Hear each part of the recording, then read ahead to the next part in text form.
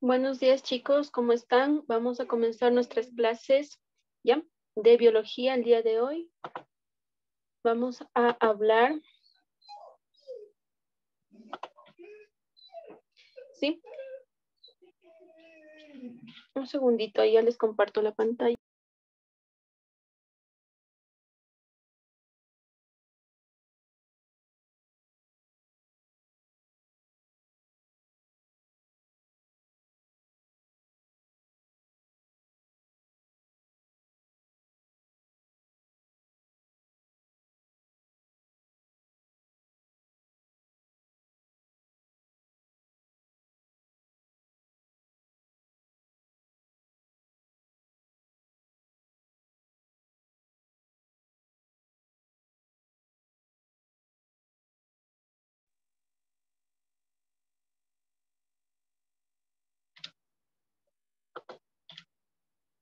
Ya, vamos a comenzar, chicos, hablando acerca de la evolución de la vida. Los contenidos del día de hoy va a ser el origen de las especies, ¿sí? Vamos a hablar acerca de fijismo y catastrofismo, el lamarckismo, el darwinismo, hablando todo lo que es acerca de la teoría de Darwin, el viaje del Beagle, el neodarwinismo, la especiación y las teorías actuales, el gradualismo y el puntualismo, los tipos de selección natural, ¿sí? Los cuales son la selección disruptiva, selección direccional, proceso de especiación, derivación génica, selección natural versus selección artificial, las pruebas de evolución, el registro fósil, la anatomía, embriología comparada, la comparación del ADN, la biogeografía, la evolución humana, la hominización, la capacidad craneal y la cultura, el origen y el ser humano actual. ¿Ya? El origen de las especies, ¿sí? Entonces, vamos a tener conocimiento a partir de la antigua Grecia. Habían personas, pensadores como Anaximandro, que se preguntaba cómo se originaron las especies que hay en nuestro planeta, ¿sí? Pero fue durante los siglos XIX y XX cuando se elaboraron teorías al respecto, ¿ya? Antes habían teorías con influencia religiosa de la época, ¿sí? Basadas en observaciones, ¿sí? En creencias, pero más adelante se hicieron observaciones, sí, ya basadas en la parte científica, ¿ya? Entonces, vamos a hablar acerca de la teoría fijista, ¿ya? ¿A qué se refiere esta teoría? ¿Sí? ¿De dónde nacen las especies según esta teoría fijista?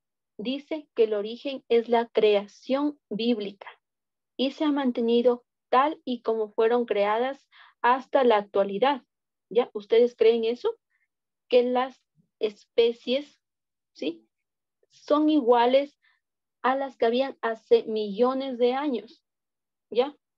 Entonces, eso es lo que creía la teoría fijista, ¿sí? Que las especies son las mismas, las que hay actuales, son las mismas que hubieron al principio de la creación de nuestro planeta. Durante muchos años sí fue aceptada esta teoría por creencias religiosas, pero para explicar las cosas no había cómo, no podían explicar por qué hay restos fósiles de otras especies diferentes a las actuales, ¿sí? Entonces vemos aquí en este esquema, ¿sí? El inicio, la creación, ¿verdad? Por ejemplo, vemos aquí un oso, una ave, eh, un chimpancé, ¿verdad? Todas estas especies al inicio de la creación son las mismas de la actualidad. No, ¿verdad? No, no confluyen. ¿Ya? Entonces es una teoría que no es comprobada. ¿Ya? La teoría catastrofista. ¿Ya? ¿Qué significa esto? Según esta teoría, dice que hubo extinciones de algunas especies y que esta extinción coincidió con las catástrofes que son descritas en la Biblia. ¿ya? Estas catástrofes, ¿sí? Explicarían por qué hay restos fósiles de especies que ya no existen, ¿ya? Según Cuvier, ¿sí? Que fue un científico, después de cada catástrofe, ¿ya? El espacio dejado por las especies extintas era ocupado por especies procedentes de otros espacios geográficos, ¿ya? Entonces vemos aquí, estos son los animales que nos representan que habían al principio en la creación, ¿verdad? Aquí vemos los dinosaurios, pero ¿qué pasa? Hubieron esas catástrofes naturales que están también descritas en la Biblia y por eso desaparecieron. Eso es lo que dice la teoría catastrofista. ¿Ya? Vamos a ver.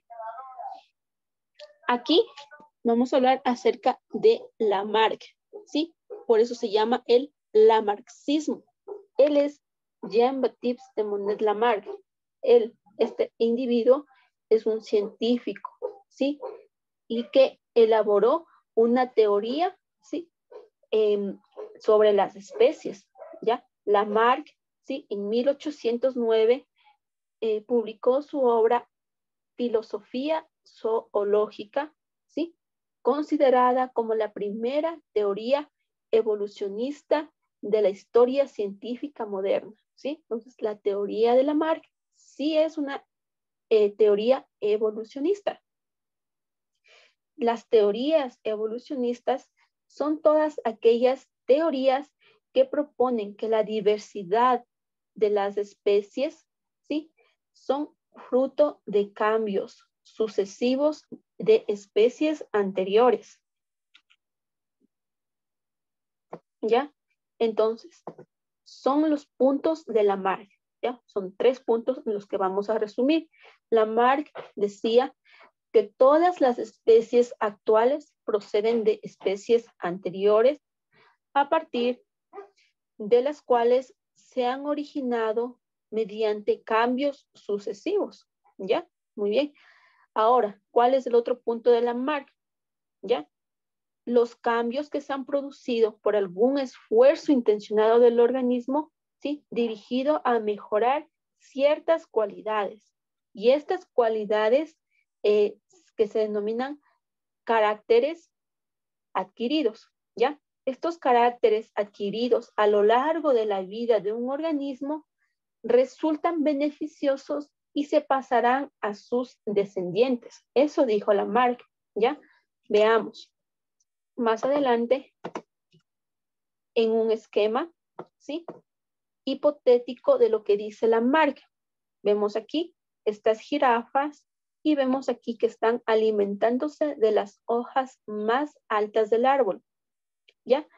Entonces, estos son los antecesores o los ancestros de las jirafas, ¿ya? Actuales, ¿sí? Que serían animales de cuello corto, ¿sí? Parecidos a los okapis.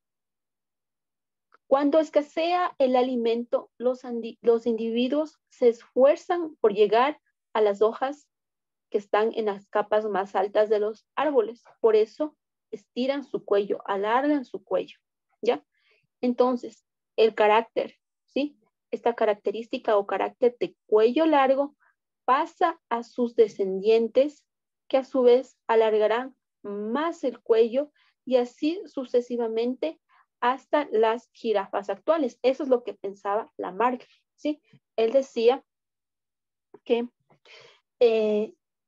según el uso, ¿sí? Del individuo, ¿sí? Va a desarrollar cierto órgano y esa característica o carácter lo va a heredar a su hijo, a la siguiente generación. Pero hay unos problemas en esta teoría de Lamarck, ¿sí? Hay algunas críticas. Entonces, ¿cuáles fueron las críticas por lo que se rechazó esta teoría del lamarxismo? ¿Ya? Primero es que no aportó pruebas necesarias, ¿ya? Para sustentar su teoría y aparte algunos caracteres o características de los organismos no es posible fomentar voluntariamente como el color del pelaje, ¿ya? Entonces, Lamarck se refirió a las características externas, ¿sí? ¿No es cierto? Pero yo no tengo la voluntad, yo no puedo modificar mis características externas voluntariamente, ¿no es cierto? No puedo, como dice, cambiar el color de la piel o del cabello, ¿verdad? ¿No es cierto? No puedo cambiar esas características voluntariamente. Hay algunas características que se cambian por acción del medio ambiente, sí, pero solo se heredan si esas características afectaron al ADN, ¿ya? Por ejemplo, si una persona perdió una extremidad en un accidente de tránsito, ¿verdad? Una pierna, y luego tuvo un hijo, el hijo no va a heredar esa característica, no va a nacer sin pierna. El hijo sí va a nacer sin pierna porque lo que le pasó a la persona fue una característica externa. Esa característica no estaba modificada en el ADN. ¿Ya? Entonces, Lamarck explicó más o menos, pero no se enfocó bien en cómo se transmitían esas características, no se enfocó en explicar más acerca del ADN y la herencia. ¿Ya? Entonces, por eso no está aceptada la teoría de Lamarck, ¿sí? Porque los caracteres que se pasan de descendencia, ¿sí? Están heredados en el ADN y nosotros no podemos cambiar nuestro ADN de forma voluntaria, ¿ya?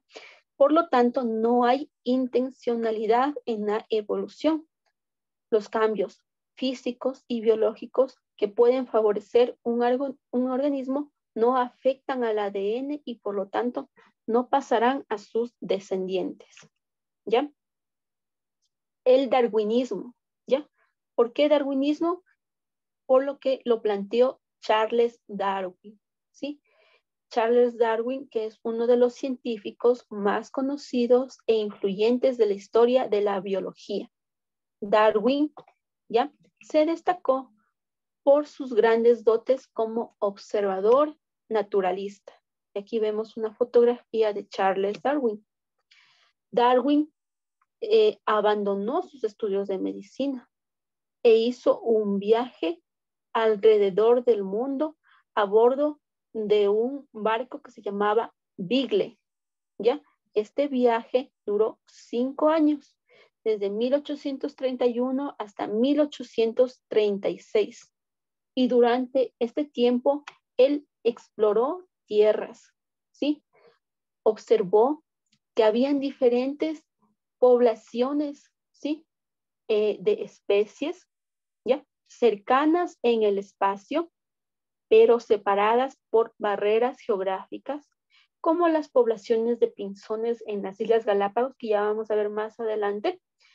Elaboró descripciones de la flora y fauna que él iba estudiando. Tomó muestras fósiles de animales y vegetales. Por ejemplo, tomó muestras de huesos de Megatherium que encontró en Sudamérica. ¿Ya?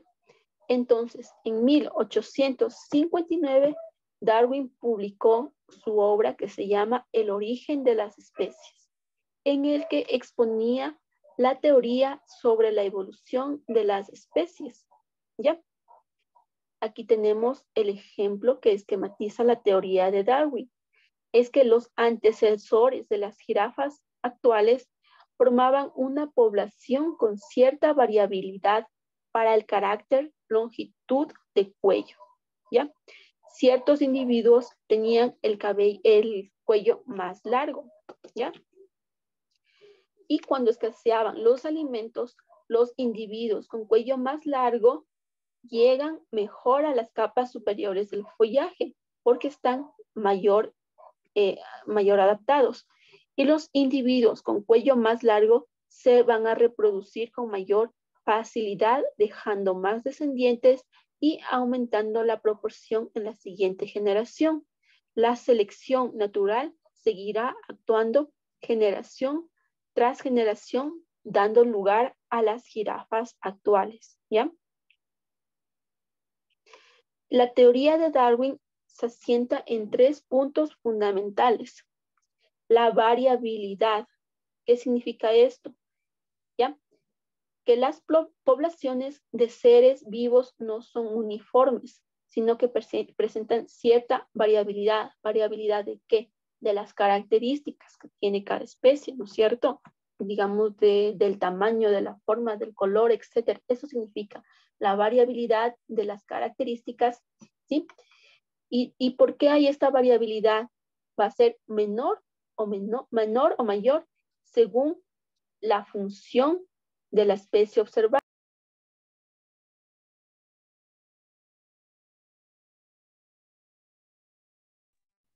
Según el ambiente estable de suficientes recursos, las poblaciones mantienen un número de individuos y conservan su variabilidad.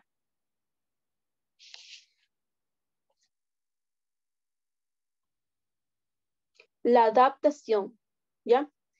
Ante un cambio del ambiente desfavorable a una especie, de entre toda la variabilidad existente o características que ya les mencioné, habrá algunos individuos que presenten algunas características más adecuadas al nuevo ambiente.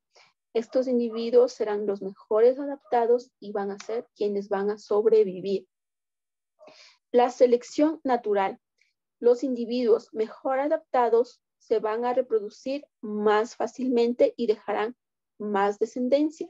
Esta descendencia va a heredar esos caracteres que les van a ayudar para una mejor adaptación. Y si la selección se repite en cada generación por miles de años, toda la población presentará el carácter que determine una mejor adaptación. Críticas al darwinismo, ¿ya? La publicación de las teorías de Darwin causó gran revuelo, ¿ya? Sobre todo porque había un conflicto con las teorías de la creación divina, que ya les mencioné, ¿verdad? Entonces, con el tiempo, la teoría de evolución de Darwin se aceptó, ¿sí? Sin embargo, quedaron algunas dudas, como de cómo se generaba la variabilidad en la población de una determinada especie y cómo pasaban los caracteres de los progenitores a sus descendientes. No sabían cómo, hasta que más adelante, con las teorías de Mendel, se dio una respuesta a esto.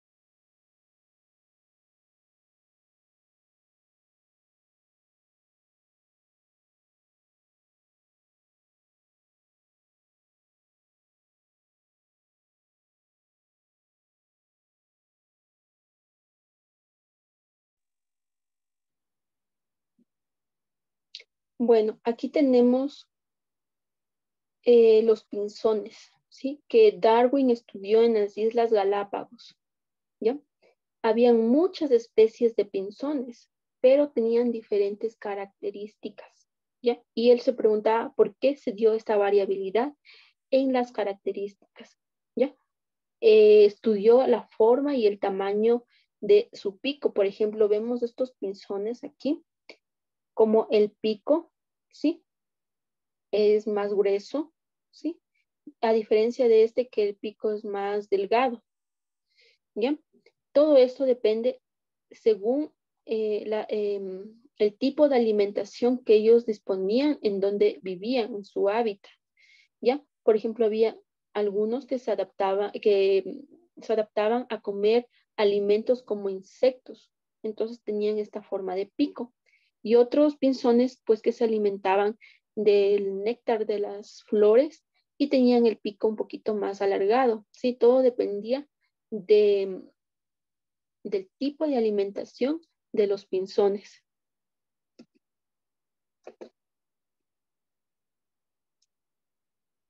¿Ya? Y este es el viaje de Beagle. ¿Ya? Aquí tenemos que, Charles Darwin, ¿sí? Partió, ¿sí?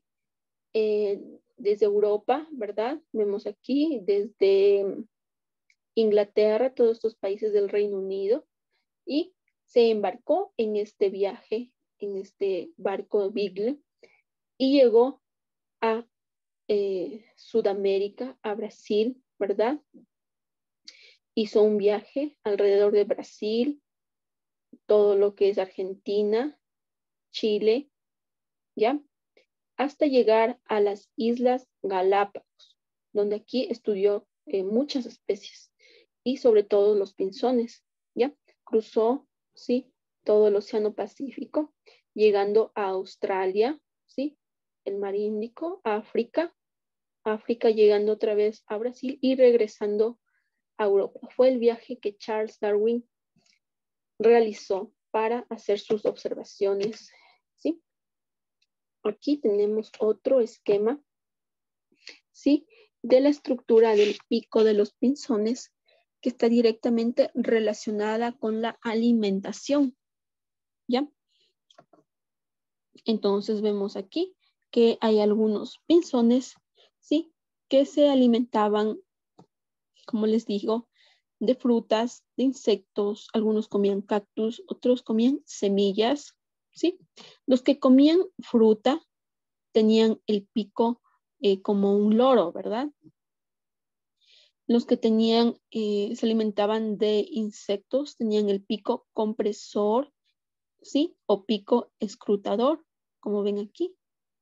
Y estos eran los pinzones grandes de árbol, pequeño de árbol, los pinzones carpintero, los pinzones trinador, ¿ya?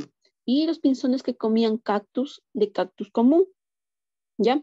Habían pinzones que se alimentaban de semillas y tenían el pico machacador, ¿ya?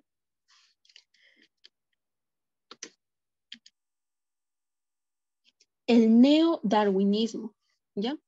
En 1900, 18 años después de la muerte de Darwin, se descubrieron los trabajos de Mendel, ¿sí? Este hecho, junto con los avances del conocimiento de la reproducción celular, determinó el inicio de la genética, ¿ya? Los conocimientos sobre la genética fueron la clave para responder las preguntas que estaban pendientes en la teoría de Darwin, ¿ya? Y aquí tenemos a este personaje llamado Theodosius Dobzhansky, ¿sí? Que es un genetista que fundó la teoría del neodarwinismo o la teoría sintética, ¿ya? Tomando como base la teoría de Darwin, ¿sí? Y también que con los estudios de Mendel se complementó estos nuevos descubrimientos acerca de la herencia y la genética. Aquí tenemos lo que son los mecanismos evolutivos, ¿sí? ¿Cuáles son? La mutación, la selección natural y la derivación génica, ¿ya? ¿Qué significa la palabra mutar? Significa que va a haber un cambio en el ADN, ¿ya? Este cambio puede afectar a un gen que está en el ADN, dando lugar a la aparición de nuevos alelos, por lo tanto, nuevas características que se van a expresar de forma externa, ¿ya? Y esta es la fuente de la variabilidad. Las mutaciones se van a producir al azar y no siempre van a ser una ventaja mutar, a veces puede ser una mutación que no sea buena, ¿ya? Si el ADN está afectado, se va a heredar de una generación a otra generación, ¿sí? Entonces aquí vemos, ¿sí? Vemos, por ejemplo, esta especie, ¿sí? que puede ser, pongámosle un leopardo, ¿ya? Esto de aquí hay una mutación, o sea, hubo un cambio en el ADN de este leopardo, ¿sí? Y ya no solo hay leopardos celestes y verdes, ahora también hay celestes, verdes y lilas, ¿sí? Porque hubo una mutación y hubo otra característica que se expresa físicamente, ¿ya? Ahora la selección natural, ¿sí? Es el número de individuos de la población de una determinada especie, ¿sí? Que no van a estar creciendo en forma constante esa población, porque los recursos van a ser limitados, ¿verdad? Se va a acabar el agua, no va a haber alimento, puede cambiar el clima, puede cambiar el pH del suelo, muchas cosas que pueden variar el entorno. Entonces, ¿sí?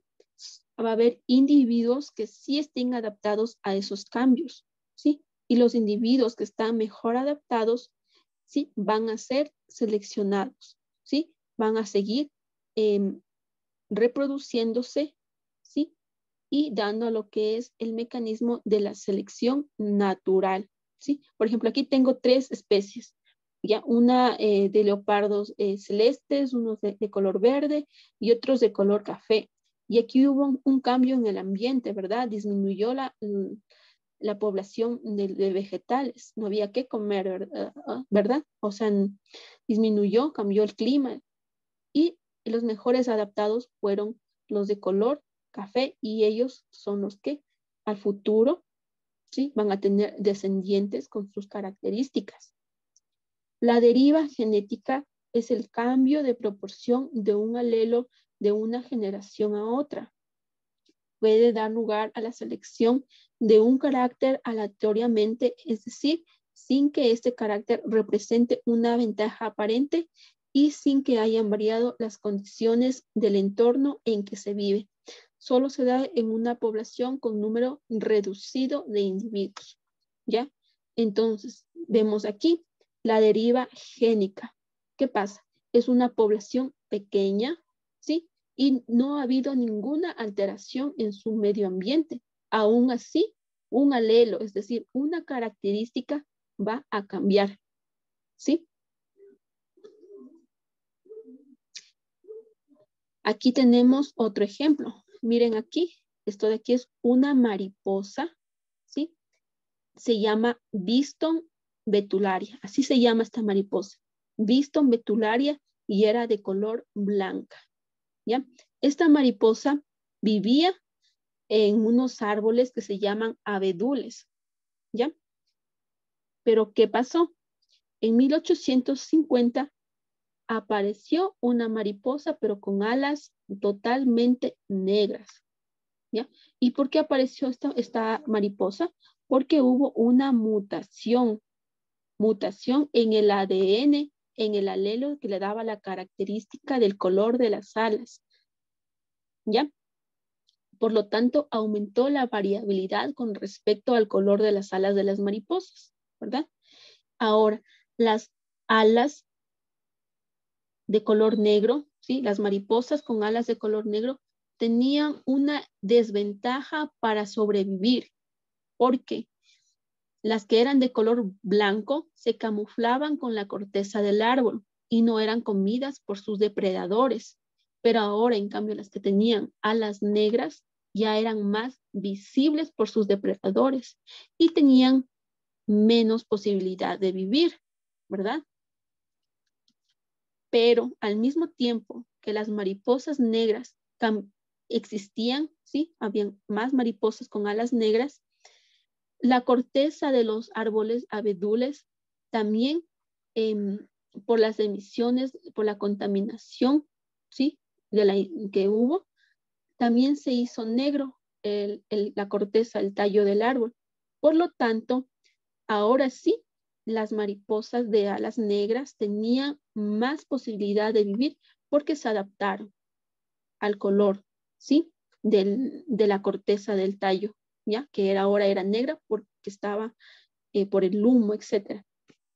Y las mariposas que eran blancas, ahora eran las más visibles. Y ahora las mariposas blancas eran las que tenían mayor posibilidad de ser comidas por sus depredadores y las mariposas negras ahora tenían la mayor posibilidad de sobrevivir, ¿sí? Porque ellas tuvieron variabilidad en el color de sus alas, adaptándose, ¿sí?, al medio ambiente.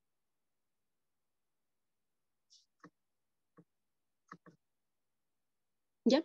Entonces, es lo que les expliqué. Las mariposas de alas blancas, ¿ya?, fue que disminuyeron bastante su población y aumentaron las mariposas de alas negras, ¿ya? Todo este proceso que yo les mencioné se denomina melanismo industrial, ¿sí?, que es causado por el cambio también del ambiente, por la contaminación industrial. Ya, la especiación y las teorías actuales. Ya, entonces, ¿qué pasa con las especies? ¿Cómo se formaron? ¿Cómo se originaron? ¿Ya? Entonces, tomando como base la teoría sintética o la teoría neodarwincista de la evolución, ¿sí? Hay puntos en el que difieren acerca de la aparición de nuevas especies, ¿ya? Como sabemos, una especie es un conjunto de individuos más o menos parecidos que son capaces de reproducirse entre ellos, ¿sí? Las especies se pueden reproducir entre sí y van a dar lugar a descendencia fértil. El proceso de aparición de una nueva especie a partir de una especie preexistente se llama especiación, ¿ya? Vemos aquí en esta imagen, ¿ya?, que hay un ancestro, ¿sí?, una lagartija, y a partir de esta lagartija hay otras especies de lagartijas que también tienen diferentes características, ¿verdad? Algunas son verdecitas, otras más azules, otras son azules y verdes, ¿ya? Pero todas son de la especie de las lagartijas, ¿ya? ¿Por qué se da la especiación? Entonces, para esto hay fenómenos que influyen, ¿ya? Hay un grupo de individuos que están en esa población, ¿sí?, que van a evolucionar diferenciándose del resto de la población. Este grupo de individuos no puede reproducirse con la población inicial debido a que existe una separación física, ¿sí? Es decir, viven en islas diferentes, ¿sí? Están separadas por el espacio, ¿sí?, o temporal, tienen diferentes épocas de fertilidad en distintas estaciones, ¿ya? Y las diferencias son cada vez mayor, que cuando llega el momento en que se intenten reproducir dos individuos de una población distinta, no llegarán a reproducirse ni a tener descendencia fértil, ¿ya?, porque se trata de dos diferentes especies. Aquí vemos una interpretación, ¿sí?, evolucionista del origen de las especies, ¿sí? Entonces, la biodiversidad actual no es más que el resultado de la evolución de las especies anteriores por millones de años, ¿sí? Desde los primeros seres vivos que poblaron la Tierra hace 3.850 millones de años, ¿ya? Entonces, la historia y el parentesco evolutivo de una especie se puede representar mediante un esquema en forma de árbol llamado cladograma. Esto de aquí es un cladograma, ¿sí? Entonces vemos, por ejemplo, algunas características de especies más antiguas. Por ejemplo, el cráneo, ¿sí?, las extremidades, ¿sí? Por ejemplo, vemos aquí el atún, ¿sí? Y luego vemos